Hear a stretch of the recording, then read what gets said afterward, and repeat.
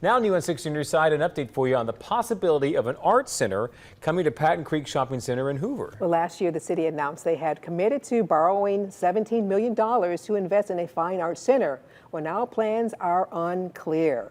Our Shelby County reporter, Anjanae Robinson, is live now on your side to explain what happens next. Anjanae, what can you tell us? Well, Jonathan, Sarah, in the past, the city was working with the owner of the Patton Creek Shopping Center to possibly bring that art center to this area of the city, but it looks like it may not happen.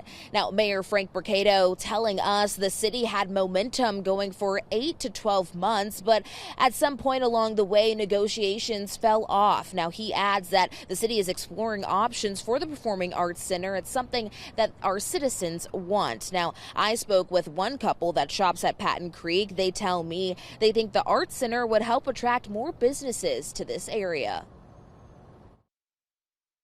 Because if the Art Center attract more people, more business kind of come and they see that the area is still building up, so they'll try to bring their business here too.